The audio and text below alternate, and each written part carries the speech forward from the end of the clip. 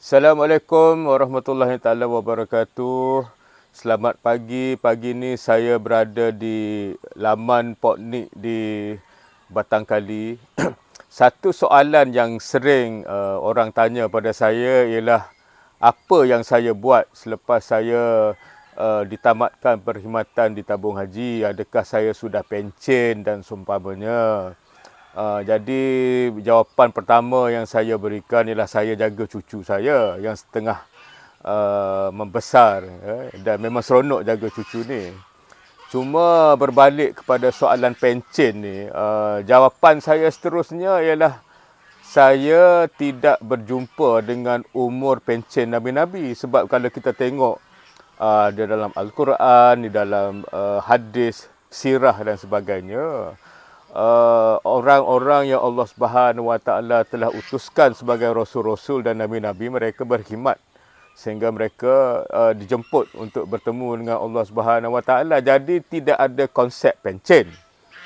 Dan saya rasa inilah satu perkara yang dikira pelik, ya. Sebab kadang-kadang apabila kita tanya seseorang apa yang nak dibuat selepas pencen, mereka mengatakan, oh saya nak buat amal ibadat. Sebagai seorang Islam, kita kena perhatikan betul-betul kenyataan kita itu, kerana sebagai seorang Islam, kita kena beribadah setiap masa. Bukan hanya setakat puasa, zakat, haji dan ibadat-ibadat khusus yang lain, ya. Maknanya pekerjaan kita, kalau kita menjadi pencunci tandas pun, kita kena jadikan kerja itu sebagai ibadah. Kalau kita menjadi kerani, menjadi pegawai dalam pejabat pun kena jadi ibadah. Apatah lagi sekiranya kita memimpin organisasi semasa dan juga perniagaan-perniagaan. Kesemua ini adalah peluang kita untuk melakukan ibadah. Jadi bagi saya lah, kenyataan yang mengatakan nak pencen untuk beribadat ni mungkin satu perkara yang secara konsepnya kita kena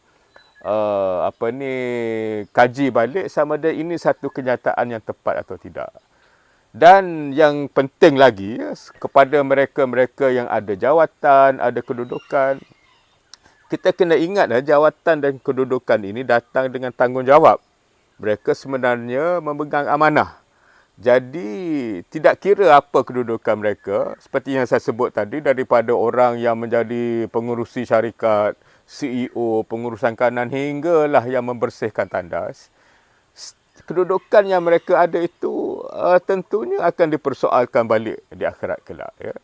Jadi setiap keputusan yang mereka buat, tindakan yang mereka ambil, ada nilai dari segi agama dan tidak boleh diperkecilkan. Jadi tidak ada konsep ini kerja, ibadat lain, dan apabila mereka bekerja, mereka melupakan prinsip-prinsip agama seperti kena berlaku adil, tidak boleh mengambil kepentingan peribadi dari kedudukan yang ada, menggunakan kuasa untuk memperkayakan kawan-kawan dan sahabat-sahabat.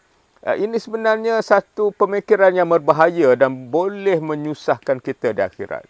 Saya selalu ingatkan pegawai-pegawai saya semasa saya menjadi ketua bahawa tindakan, keputusan yang kita buat di dunia ini ialah jawapan kepada soalan di akhirat kelak. Jadi masa kita berhadapan dengan Allah Subhanahu Wa Taala, dah tak ada masa nak fikir, nak jawab sebagaimana kita jawab di dunia ini. Mulut sudah terkunci.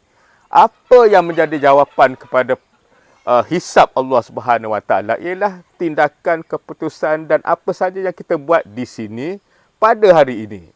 Jadi inilah pentingnya bagi saya, kita tidak tersalah konsep dari segi persaraan. Mungkin dari segi pekerjaannya kita berhenti membuat pekerjaan yang tetap, tetapi masa yang ada itu boleh digunakan untuk pelbagai cara.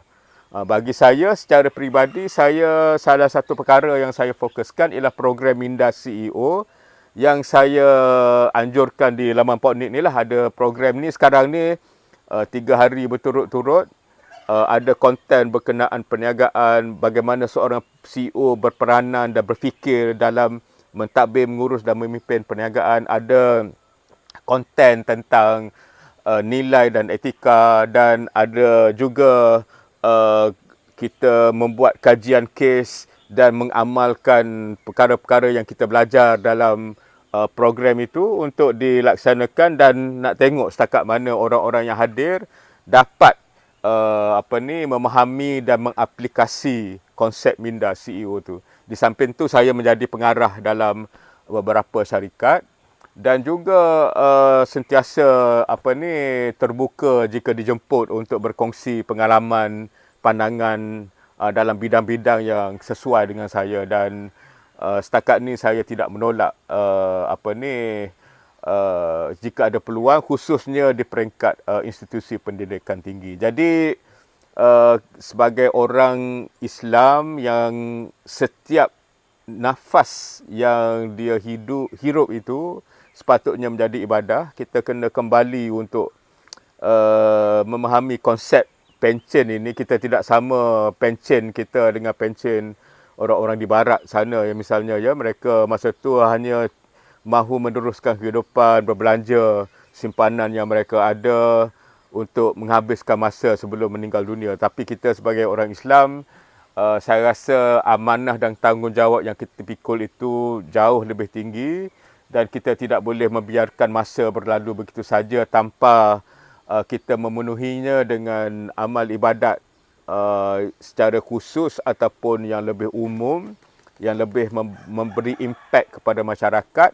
Jadi saya doakan semoga saya dan saudara-saudara semua diberikan taufik dan hidayah oleh Allah Subhanahu Wa Taala, dan kita menjalani kehidupan ini sebagai hamba-Nya yang diredai, tak kiralah sama ada di pejabat, dalam perniagaan, menjadi pentadbir di Putrajaya misalnya, dan juga menjadi di dalam suasana lain, dalam memenuhi tempoh yang Allah Subhanahu Wa Taala berikan kepada kita, untuk kita cuba sedaya upaya dapat manfaatnya dan terhindar daripada menjadi orang-orang yang rugi. Sekian, wabillahi taufiq wal hidayah. Assalamualaikum warahmatullahi taala wabarakatuh.